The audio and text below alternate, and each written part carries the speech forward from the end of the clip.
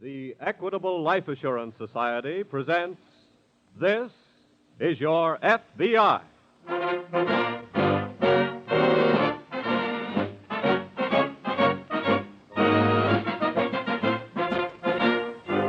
This is Your FBI, an official broadcast from the files of the Federal Bureau of Investigation, presented as a public service by the Equitable Life Assurance Society of the United States and the Equitable Society's representative in your community.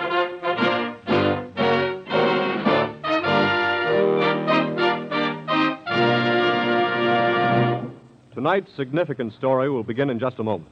First, a brief word from the sponsor of This Is Your FBI, the Equitable Life Assurance Society of the United States.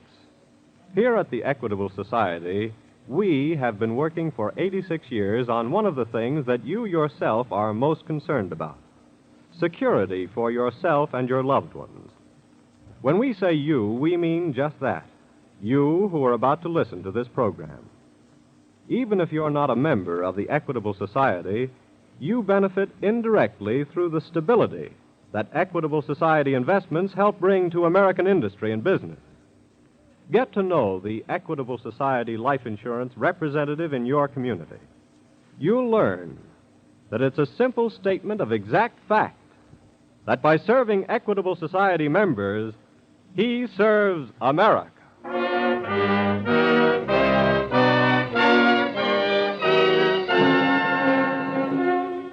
Tonight's FBI file, The Delinquent Parents.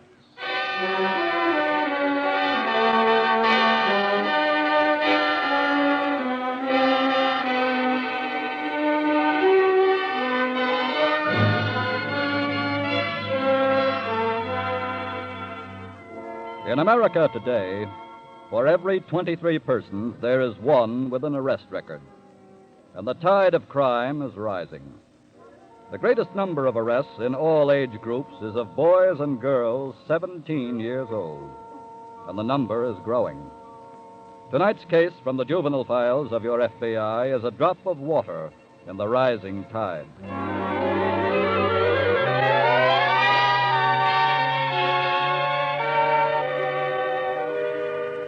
There is a popular fallacy that youthful law violators are most always products of poverty or underprivilege. If this were true, Abraham Lincoln might well have become the arch-criminal of his day. The truth is that they are, with rare exceptions, the products of parental neglect, a condition just as prevalent in homes of the well-to-do as in homes of the poor. Take, for example, the Medford home in a suburb of New York City. It is a few minutes before noon. Drake Medford, 16, comes out of his improvised chemical laboratory to make a request of his mother. Mom? Mom, would you mind Not if now, you're... Drake. Can't you see I'm rushing? But, Mom, I just wanted to... Drake, I simply got to make the 12:40. Bertha will be furious if I'm not there for the curtain. But I thought since you're going into New I York... won't have time to do any errands for you, Drake. It would only take you a minute, Mom, and I'm running low on nitric acid. Well, What? Nitric acid. Good heavens, do you want to blow me up? Nitric acid is perfectly harmless until combined with... Well, I'm certainly not going to combine any with me. Okay. Whatever it is you're doing, Drake, it'll have to wait long enough for you to drive me to the station. All right. Be home for dinner? No, I'm never at home for dinner when I go to a matinee. Seems like you're hardly ever home for dinner. What, dear? Never mind. You'd better go back the car out. I'll be ready to go by that time. Ronnie's coming over after a while. May I use the car if we want to go somewhere? I don't care what you do, dear. Say, by the way, Mom... Please, Drake, not now. Some other time. Some other time. It's always that way. Don't stand there mumbling. Go get the car out. But you never have any time for me. What? You said you never have time for anything concerning me. Why, Drake, the idea. How can you say such a thing? Never mind. Drake! Guess you're sorry you ever had a son. And so am I sometimes. You're talking utter nonsense. You know perfectly... Heavens, look at the time. Okay, I'll go get the car. And please hurry, dear. Sure, you can't afford to miss the curtain. That's something really important.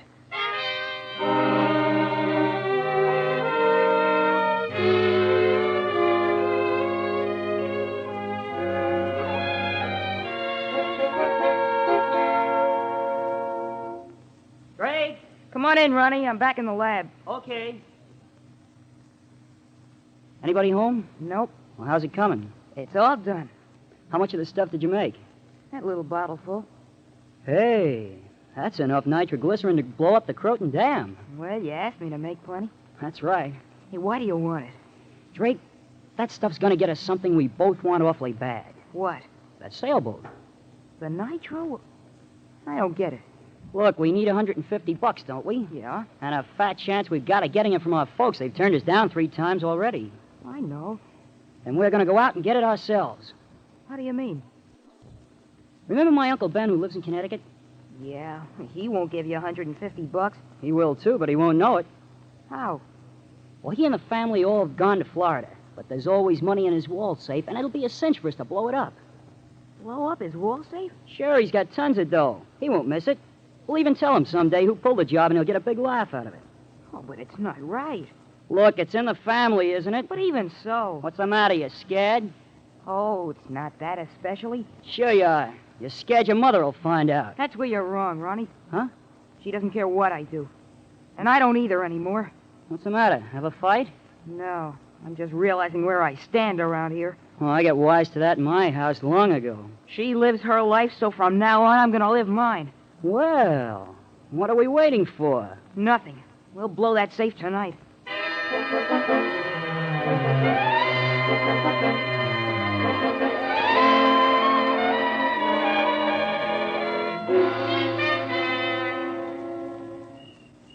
I got the tools. You got the nitro? Yeah. Come on, let's get out of the car. Wait a minute. You're not getting cold feet, are you? No. I thought you said they'd all gone to Florida. What do you mean? That light upstairs. Oh, that's Waters, the butler. What'll we do? Oh, he won't know anything's going on till it's too late. How are we going to get in? They left the key with the folks. I slipped it out and had a copy made. Come on. Don't close it. Okay.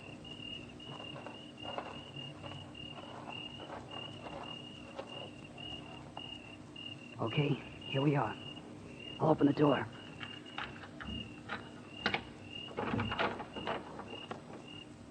I'll go first with the flashlight. You follow me. The safe's in the library, just off to the left.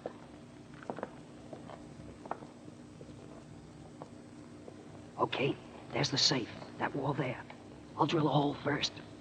You get the nitro ready. Okay. Ronnie, What's the matter? listen. Put out the flashlight, quick. Right. What'll we do? I'll take care of Waters. Hey, Ronnie, you don't mean you'll... Shh. He's turned on the living room light. Quiet and keep down.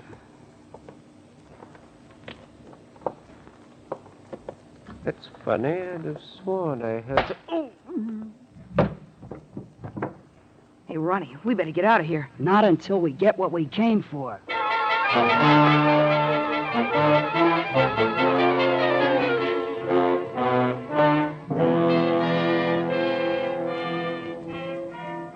About an hour later, a telephone rang on the desk of Agent in Charge Durant of the New Haven office of the FBI.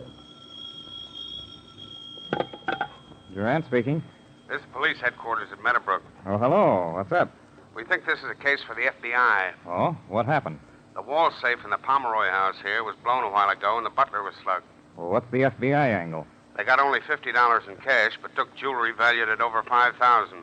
We've reason to believe the thieves are from New York. Went back across the state line with the stuff. Well, that comes within our jurisdiction, all right. What do you want us to do? I'll start a special agent over to Meadowbrook right away to investigate. We'll be waiting for him. Right.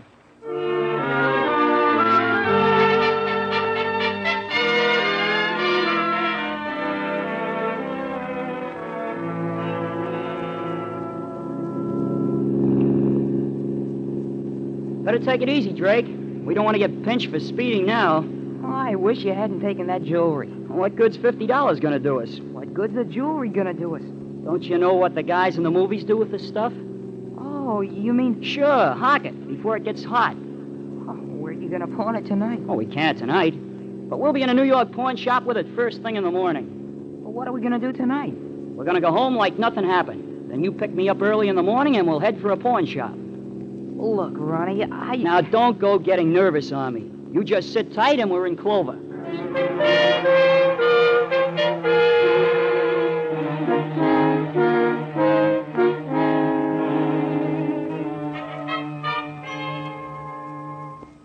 Back already, Tom? Yes? Pick up any leads? The butler is positive the robbers were very young, just kids. Oh? He started into the library to investigate the noise he heard, and had just caught a quick glimpse of one of them when the other one knocked him out. Or could he give you a description of the other one he saw? He didn't get that good look at him. Oh, how did they blow the safe? It was a nitro job. The kids and Nitro somehow or other don't quite go together, do they? No. How did they gain entrance to the house? The easiest way possible. What? They had a key, apparently, opened the front door, and walked right in. Well, what do you know about that? Guess you're thinking the same thing I am. Inside job? That's the way it struck me. Well, before we go to work on that, telephone the New York office and give them the details and the description of the missing jewelry.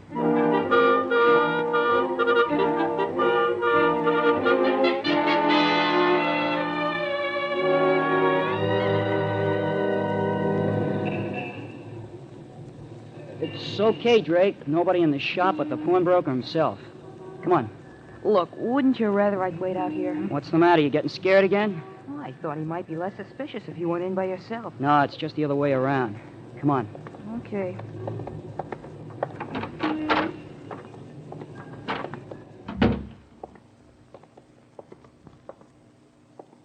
Well, good morning, boys. What can I do for you?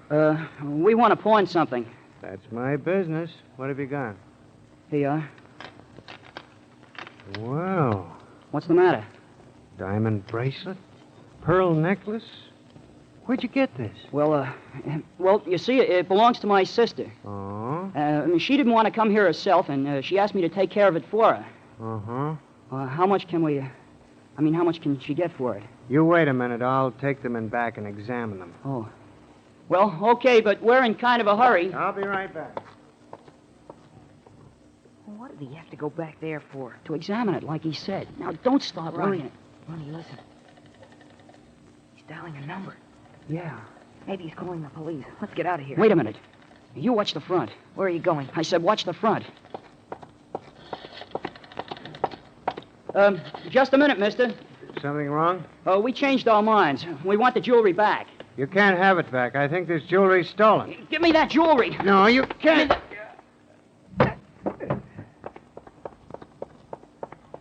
Come on, Drake. What happened? Let's get out of here fast.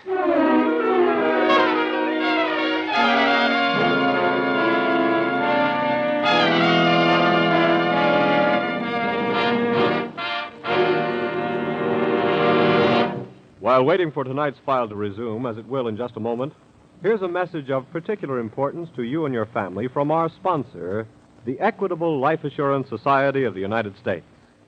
This week at the Equitable Society, I heard a story of hope and courage about two young people who had everything that makes for success. Health, a home, and he had a good job, fine prospects for advancement, and a life insurance policy in the Equitable Life Assurance Society of the United States. But then hard times struck, and the temptation came to surrender their life insurance policy. But somehow or other, they managed to keep it in force. And as a matter of fact, they are now, this week, about to retire in comfort on its proceeds. And that same dogged determination never to let a life insurance policy lapse is typical of more and more people. The figures prove it.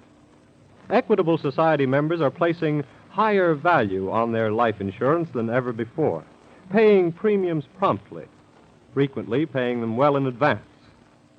Yes, your life insurance, in whatever company, we hope it's with the Equitable Society, is a valuable possession. Keep it in force no matter what. And when you need advice, speak to your Equitable Society representative, who is trained to help you use life insurance to your best advantage. He wants you to be secure. He wants you to be safe. And he wants you to understand, as he does, that this week and every week for more than 86 years, the Equitable Society has been building security through life insurance for you, your home, and your country.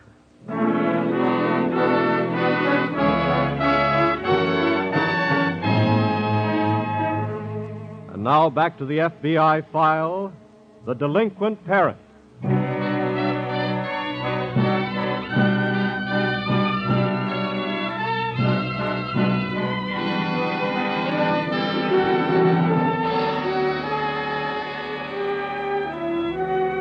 We repeat, mothers and fathers of America, the greatest number of criminal arrests today in all age groups is of boys and girls 17 years old.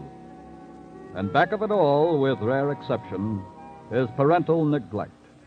The parent who doesn't take time to understand, to guide, to make a companion of his boy or girl may one day have to watch his child serve time.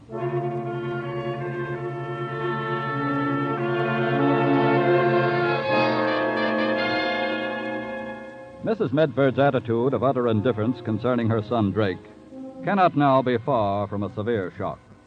The pawnbroker, struck down by Drake's companion Ronnie, was taken by police to a New York hospital for treatment of his head wound. An official visitor enters his room. Mr. Adams, I'm agent in charge Jurata, the New Haven office of the FBI. This is Special Agent Baker. How do you do? FBI, New Haven? Yes, we came to New York early this morning to follow up an investigation of a jewel robbery up in Meadowbrook last night. Oh? When the police reported to our office here what took place in your shop a while ago, I thought there might be a connection. What can I tell you? What kind of jewelry were you offered? A diamond and emerald bracelet. And a pearl necklace. That checks all right. And you told the police the jewels were offered by two boys? Yes, but they didn't look like criminals. They were so young and clean-looking. Could you describe them more fully? Let me see. Now, try to be as accurate as you can, Mr. Adams. We have a theory that one of the boys was related to the family that was robbed, but we want to make certain before taking any steps. The one who did the talking, he was 16 or 17. Uh-huh. He was a big boy, like my son who plays football. And he's got red hair. That's what we wanted to find out. Yes, and now, Mr. Adams, if you will give us a brief description of the other lad as quickly as you can, we'll be on our way.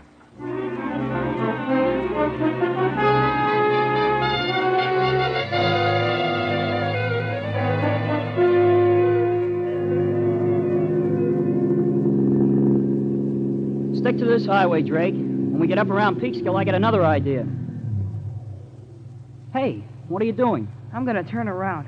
Turn around? What do you mean? We're going back. Are you crazy? No, that's why we're going back. I don't get you. We're gonna go back and tell them we did it and get everything straightened out. Now I know you're crazy. That's the only right thing to do, Ronnie. That's the only thing that'll land us in the hoosegow. Not if we confess. Look, Drake, uncle or no uncle, we blew his safe, stole money and jewelry, slugged the butler. And a while ago, we slugged the pawnbroker. Maybe we even... Well, even what? Well, I hit that old man pretty hard, and I might have hit him too hard. You mean he's dead? Well, he could be. We can't afford to go back and maybe have a murder pinned on us. Murder? Yeah, we're wanted by the police now, but good. We didn't mean to go this far, but we did. And we're criminals now. And there's only one thing we can do about it. We can't go back home. We've got to go on. Don't you see? Where did you say to head for? Peekskill.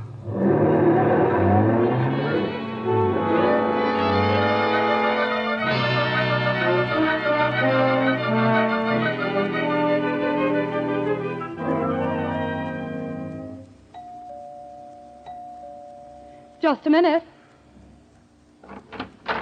Yes? Mrs. Medford? Yes. I'm Special Agent Baker of the FBI. FBI? That's right. May I come in? Well, of course. Thank you.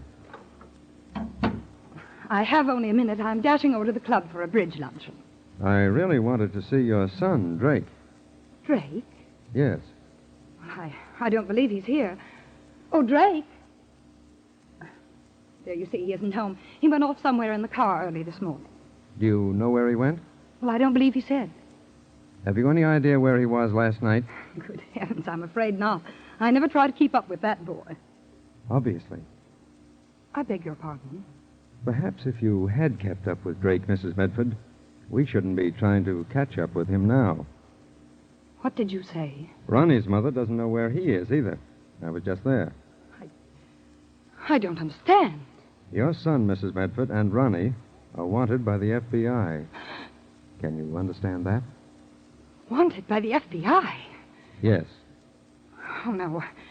There must be some mistake. Do you think so? I know so. How can you know that when you've bothered to know so little else about your son? But I... At least you must have known that Drake has a little chemical lab in the house. Yes, I... But did you ever bother to know what he can mix in that lab? Well, no, I... One of the things he mixes is nitroglycerin. Nitroglycerin? Yes. Now, you'd better get a good grip on yourself for this, Mrs. Medford. What?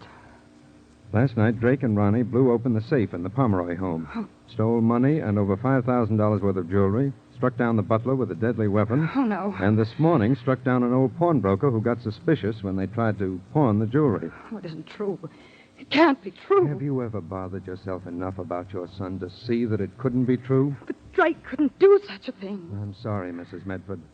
But because you haven't faced the fact of your responsibility to your son, you'll have to face now the fact that he's wanted in connection with 3 crimes.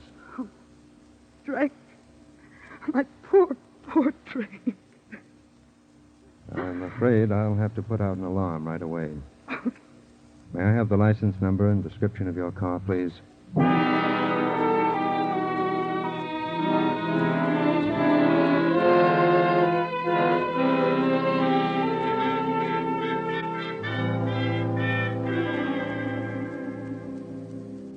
Yes, thanks a lot, Sergeant. I'll get on it right away. Oh, Baker. Yes? Looks like we've gotten quick results from the alarm. Really? Yes, I've just talked to police headquarters at Peekskill. Yes? They found the Medford car abandoned down by the freight yards. I see. Well, it's pretty obvious what they did next. Exactly. We're on our way to Peekskill right now.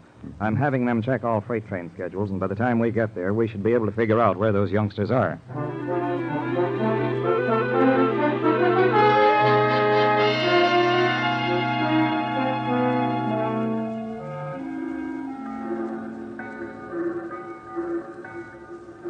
I wish this train would get moving again. I bet we've been parked on this siding 2 hours. What time is it, Drake? What? I say, what time is it? I don't know. I can't see my watch. Okay. It doesn't make any difference anyway. Ronnie, Yeah? I want to go home. Look, are you gonna start that again? I've made up my mind this time, Ronnie. Sit down. You can do whatever you want to, but I'm going to get off this train right now and start back home.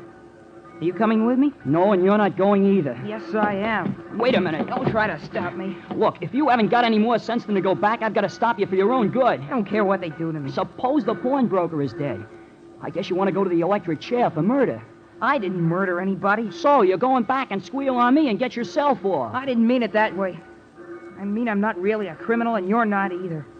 We just didn't stop to think what we were doing. But we did it. And I'm sorry for it, too. So are you, and you know it.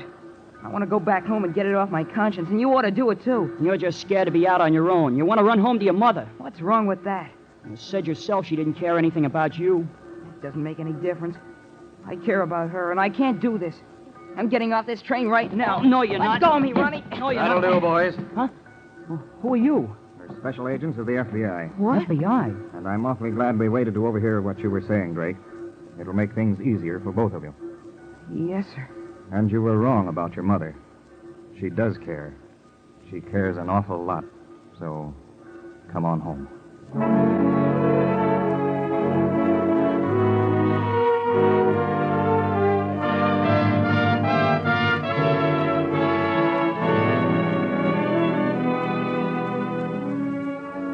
Because of their extreme youth, Ronnie and Drake, after a full confession of their guilt, were given the opportunity of becoming good citizens in the future by being paroled.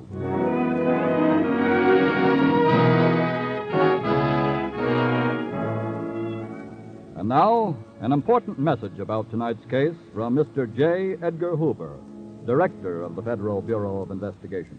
A crime wave of growing proportions is upon us. It demands immediate attention on the part of every right-thinking American. Increasingly, it is becoming a youth problem. Last year, more youngsters 17 years of age were arrested than in any other age group. Now, here is a challenge for every right-thinking American. every community resource should be immediately mobilized, and every parent and adult should take their proper place in the fight against lawlessness. We have many splendid youth-serving agencies. Tonight, I want to single out one that has been tried and proven: the Boys Clubs of America. With over 250,000 members and 260 individual clubs, the Boys Clubs of America are celebrating their 40th anniversary. I have studied and seen the Boys Clubs at work. From these groups come thousands of law-abiding citizens who are an asset to their communities.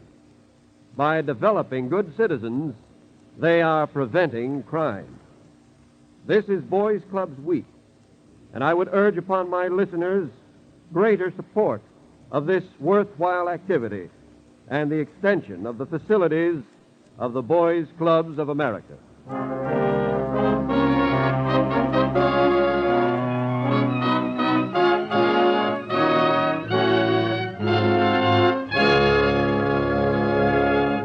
Before we tell you about next week's thrilling case from the files of your FBI, a final important piece of information from our sponsor, the Equitable Life Assurance Society. To your FBI, you look for national security, and to the Equitable Society for the financial security of life insurance. In the past 86 years, the Equitable Society has weathered 4 wars and 7 major depressions. During that time, over $5.5 billion have been paid to policyholders and beneficiaries. This tower of strength, security, and stability is represented in your community by a man whom hundreds of your fellow citizens know as their good friend, the Equitable Society representative, who, like your FBI, is dedicated to the protection of you, your home, and your country.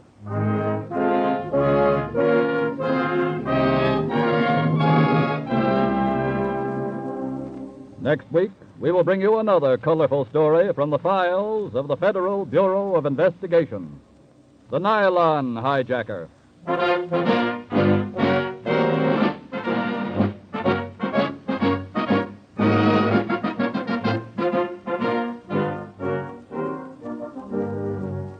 The incidents used in tonight's Equitable Life Assurance Society's broadcast are adapted from the files of the Federal Bureau of Investigation.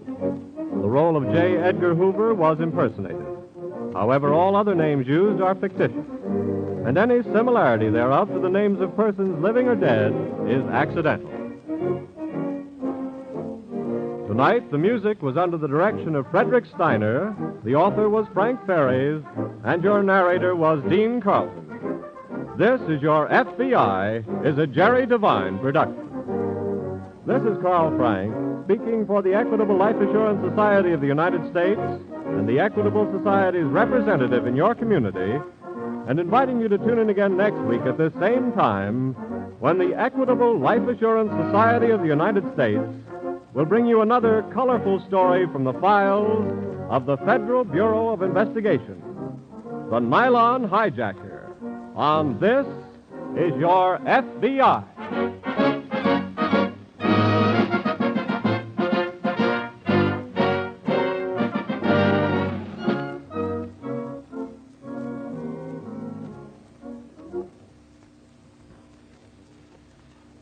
This is ABC, the American Broadcasting Company.